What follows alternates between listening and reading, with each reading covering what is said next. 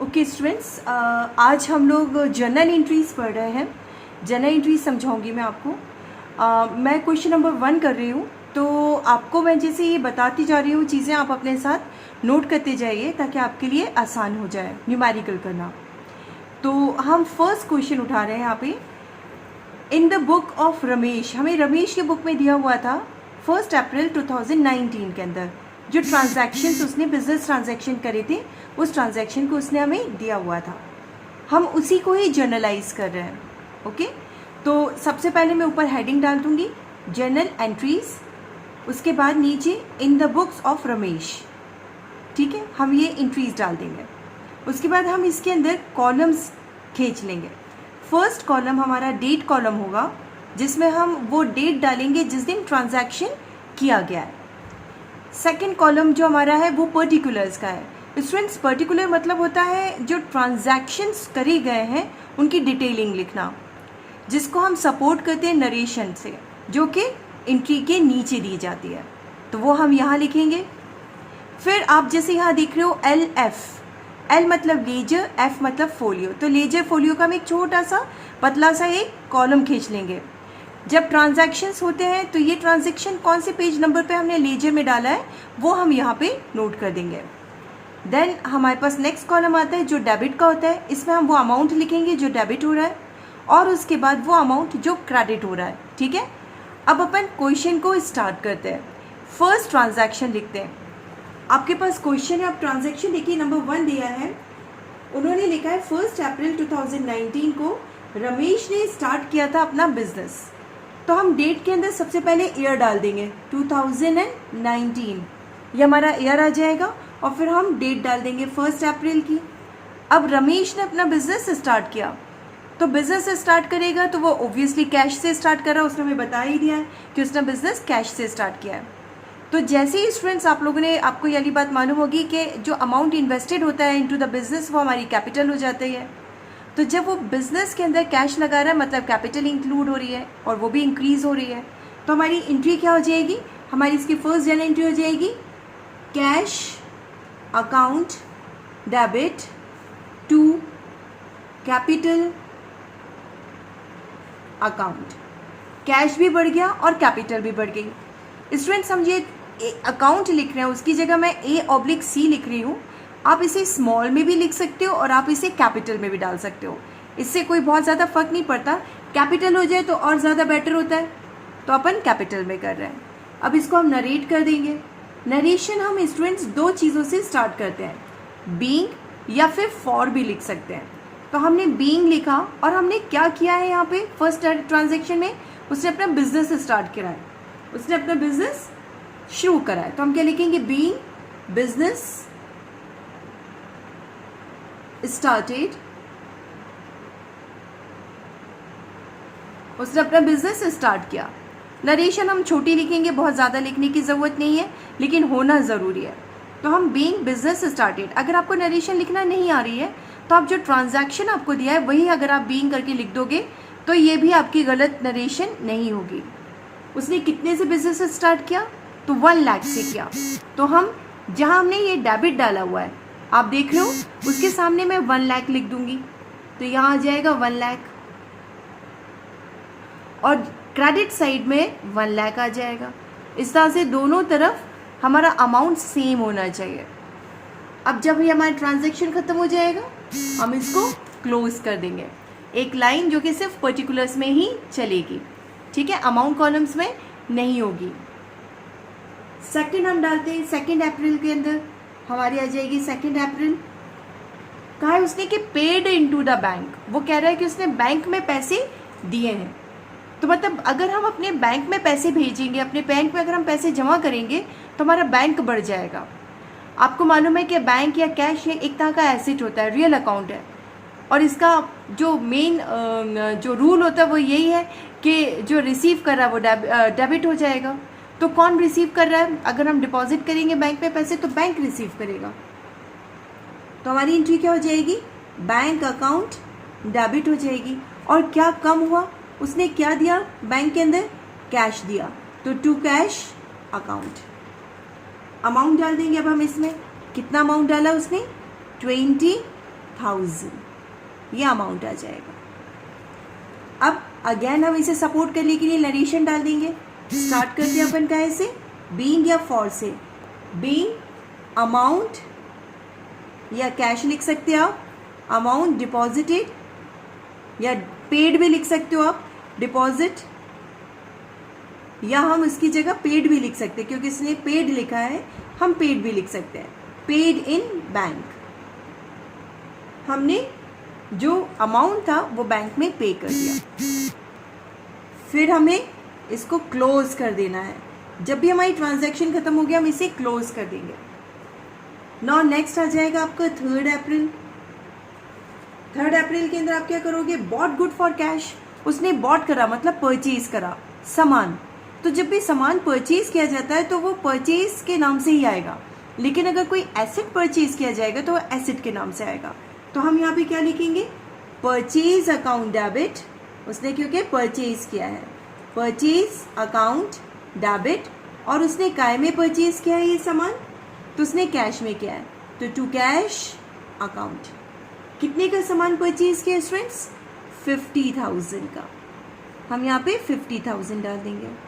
Okay, narrate कर देंगे। फिर हम इसे नीचे क्या लिखेंगे, बीइंग गुड्स। अब हमने सामान लिया है ना तो लिखना जरूरी है, goods purchase, being good purchase in cash. फिर हमारा एंड हो गया ट्रांजैक्शन। नाउ नेक्स्ट ट्रांजैक्शन 4 अप्रैल का है, हम 4 अप्रैल डाल देंगे। उसने लिखा है कि ड्रू कैश फ्रॉम बैंक। अभी उसने बैंक में डिपॉजिट किया था, अब वो कह रहा है कि कैश बैंक से उसने कैश ड्रू कर लिया, निकाल लिया है। किस काम के लिए, ऑफिस के इस्तेमाल के लिए। तो अब हमारी एंट्री क्या हो जाएगी, उसने बैंक से कैश निकाला है तो उसके पास कैश आ गया। एंट्री क्या होना चाहिए, कैश अकाउंट डेबिट हो जाएगा। और क्या कम हो गया, तो बैंक कम हो गया। उसने कितने अमाउंट निकाला है स्टूडेंट्स, हमारे क्वेश्चन में हमने देखा है उसने हमें 10,000 रुपीज उसमें से निकाल लिए। नरेशन क्या हो जाएगा, बीइंग गुड्स नहीं, ये कैश ही है तो हम यहाँ पे कैश डालेंगे।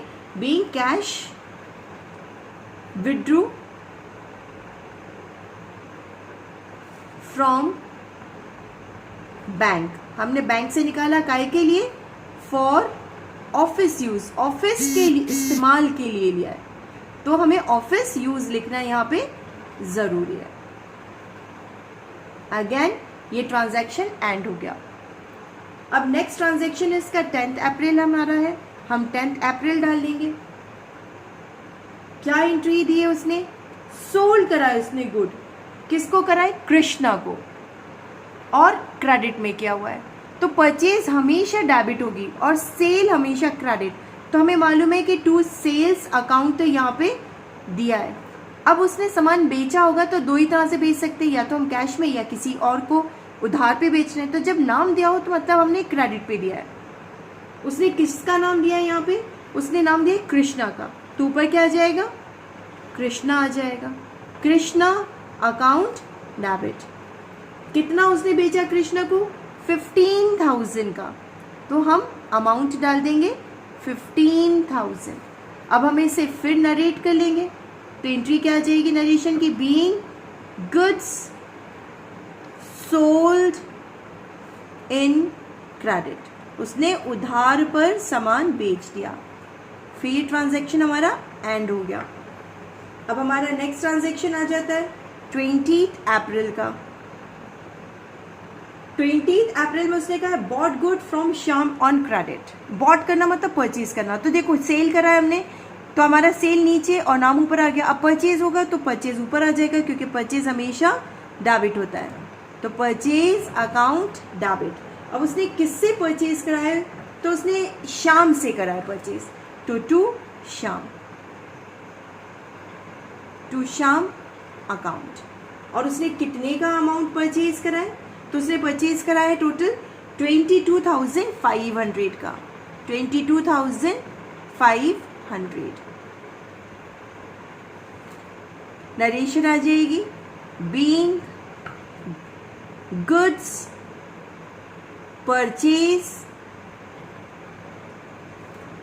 ऑन क्रेडिट, उसने उधार पर सामान परचेज किया है। ठीक है, तो जब हम परचेज करेंगे तो हम जो भी नाम है वो नीचे आ जाएगा। नेक्स्ट ट्रांजैक्शन पे आएंगे अब अपन, इसका नेक्स्ट ट्रांजैक्शन लेते हैं। नेक्स्ट ट्रांजैक्शन आपको दिया है 24 अप्रैल का, तो हम यहाँ पे डेट डाल देंगे 24 अप्रैल। ट्रांजैक्शन दिया है, उसने रिसीव करा है, उसने कृष्णा से पैसा आ रहा है, लेकिन उसने कृष्णा से जो रिसीव करा है वो 12,500 है।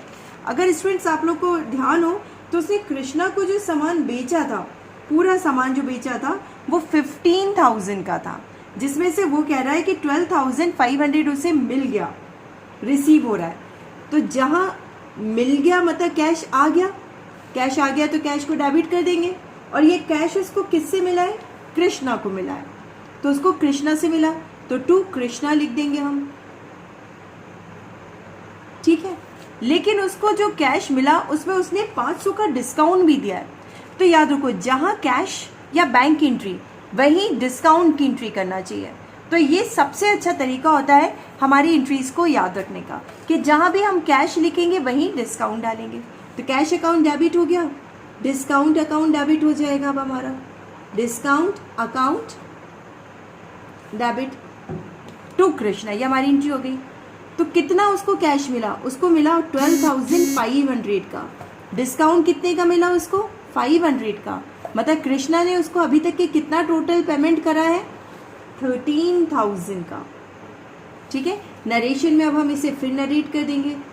बीइंग कैश रिसीव विद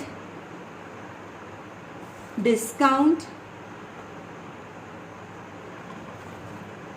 हम इतना ही लिख देंगे, बहुत ज़्यादा आपको नरेशन को लॉन्ग करने की ज़रूरत नहीं है। 24 के बाद 28 अप्रैल आ जाता है, 28 अप्रैल डाल दीजिए। क्या लिखा उसने? पेड। अभी रिसीव करा था तो कैश ऊपर आ गया, पेड होगा तो कैश नीचे जाएगा। किसको पेड करा उसने? शाम को। तो हमारी एंट्री क्या होना चाहिए? शाम, शाम अकाउंट डेबिट। पेमेंट हो रहा है तो टू कैश। अगर स्टूडेंट्स याद रखिए यहाँ बैंक होता है तो हम टू बैंक कर देते हैं। ठीक है, और हमें डिस्काउंट रिसीव हो रहा है तो टू डिस्काउंट रिसीव डाल देते हैं अपन। कितना शाम को रिसीव हो रहा है पेमेंट? तो उसको रिसीव हो रहा है टोटल पेमेंट 21,500 का। ठीक है, उसको टोटल जो पेमेंट रिसीव हो रहा है वो कितने का हो रहा है? उसको अमाउंट पे करा उसने, मतलब उसके पास से पेमेंट हुआ। तो कितना पेमेंट हुआ उसके पास? 21,500 का। और कितना डिस्काउंट उसको रिसीव हो रहा है? 1,000 का। मतलब टोटल वो कितना पेमेंट कर रहा है? 22,500। जबकि आप जानते हो कि शाम ने टोटल जो कर रही थी एंट्री वो 22,500 की थी, तो मतलब हमारा अकाउंट पूरा क्लोज हो जाएगा, उसने पूरा पेमेंट कर दिया। ठीक, नरेशन हम वैसे ही डाल देंगे। बीइंग कैश पेड हो रहा है ना यहाँ, तो हम पेड लिखेंगे। With discount receive, with discount receive. हमने डिस्काउंट रिसीव करा और पेमेंट हमने कर दिया। नेक्स्ट एंट्री आ जाएगी स्टूडेंट्स फिर हमारी अगेन 28, फिर से 28 अप्रैल की। क्या लिखा उसके अंदर? कृष्णा ने सामान वापस कर दिया। कृष्णा को हमने क्या करा था? हमने कृष्णा से सामान हमने उसको बेचा था, क्रेडिट पे बेचा था, और वो हमें रिटर्न कर रहे हैं 2,000 का। तो आपको टोटल जो उसने बेचा था 15,000 का था, जिसमें 13,000 का पेमेंट यहाँ हो गया और 2,000 का सामान वो हमें वापस कर रहा है। तो जब सेल्स को रिटर्न करते हैं हमारी, तो हम उसके कहते हैं सेल्स रिटर्न। तो सेल्स रिटर्न की एंट्री क्या होगी? सेल्स अगर क्रेडिट तो सेल्स रिटर्न डेबिट हो जाएगी। सेल्स रिटर्न अकाउंट डेबिट हो जाएगा। ठीक है, सेल्स रिटर्न हमारा डेबिट हो जाएगा। और टू क्या लिखेंगे? किससे सेल्स रिटर्न हुआ हमारा? तो टू कृष्णा, तो टू कृष्णा अकाउंट। कितना अमाउंट मिल गया उसको? 2,000। टोटल 15,000 था, जिसमें से हमने 13,000 का यहाँ पेमेंट कर दिया। किस तरह से कि 12,500 हमारा कैश था, फिर हमने 500 का वहाँ पे डिस्काउंट दे दिया तो 13 चला गया। हमारा 2000 का यहाँ पे क्या हुआ स्टूडेंट्स, आप लोग ने देखा कि 2000 का सेल्स रिटर्न था। हमारी ट्रांजैक्शन और बचे अभी थोड़े से, तो जब हमारे ट्रांजैक्शन बचे तो हम इसके अंदर और नीचे लाइंस ड्रॉ कर लेंगे ताकि हमारी ट्रांजैक्शन हम प्रॉपरली कंप्लीट कर सकें। ओके, तो मैं यहाँ पे लाइंस ड्रॉ कर लेती हूँ ताकि हमारी ट्रांजैक्शन हम कंप्लीट कर सकें। अब हमारे पास क्या बची है, इसकी जर्नल बची है, तो अपन अब जर्नल कर लेते हैं। जर्नल के बाद हम नरेशन कर लेते हैं, इसके अंदर नरेशन बची है, तो हम क्या लिखेंगे, being sales return to Krishna. हमने कृष्णा को सामान वापस कर दिया 2000 का। हमारी 28 एंट्री हो गई। अब हमारी 30 अप्रैल की बची। 30 अप्रैल उसने कहा है कैश सेल करा है, सामान बेचा, कैश सेल। तो हमें मालूम है जब सेल की बात हो रही है तो सेल हमेशा क्रेडिट होगा और क्रेडिट की चीज़ हम हमेशा नीचे लिख लेते हैं। अब उसने काय में बेचा सामान, कैश में बेच दिया। अगर कोई नाम होता, उधार होता, तो वो हम नाम ऊपर लिख देते। तो कैश सेल्स है तो sales cash account debit to sales. Amount कितना आ जाएगा हमारे स्टूडेंट्स, 2000 का, राइट। 2000 नहीं, सॉरी, इसके अंदर 80,000 है, 80,000 का अमाउंट आएगा। ओके, 2000 का तो सेल्स रिटर्न था, 80,000 का। हम नरेशन क्या करेंगे, being goods sold in cash, उसने कैश में सामान बेच दिया। ये आपकी एंट्री कंप्लीट हो गई। अब आती है आपका लास्ट 30 अप्रैल। क्या कह रहा है, पेड रेंट, उसने रेंट दिया है। तो एंट्री क्या होना चाहिए, रेंट खर्चा है और कोई भी खर्चा हमेशा डेबिट होगा, तो ये ध्यान रखना। तो हमारी एंट्री क्या हो जाएगी, रेंट अकाउंट डेबिट हो जाएगी। हम रेंट को पे कर रहे हैं तो रेंट अकाउंट डेबिट हो गया और पेमेंट हो रहा है रेंट का तो कैश में ही होगा। उसने कुछ लिखा नहीं लेकिन हम मान के चलेंगे कि कैश में हुआ है, तो टू कैश अकाउंट। अमाउंट कितना आ जाएगा स्टूडेंट, 5000 दिया है आपको, 5000 आ जाएगा। नरेशन क्या लिखोगे, बीइंग रेंट पेड, सिंपल। अब हमारी लास्ट एंट्री है क्वेश्चन की 30 अप्रैल की। अगेन उसने हमें सैलरी पे करी है, तो जैसे रेंट वाली एंट्री है वैसे ही कर दो, बिल्कुल। क्या लिख दो, salary account debit to cash account. कितने की सैलरी दी उसने, तो 10,000 की दी है, तो 10,000 का अमाउंट आ जाएगा और नरेशन भी आपकी वैसे आ जाएगी। क्या लिखेंगे आप, बीइंग सैलरी पेड। ये आपके स्टूडेंट्स पूरे क्वेश्चन हो गया। अब इसके बाद लास्ट में हमें इसका टोटल करने की ज़रूरत नहीं है, हम डायरेक्ट इसके अंदर लाइन नीचे ड्रॉ कर देंगे और हमारा ये क्वेश्चन कंप्लीट है। And this is the final solution.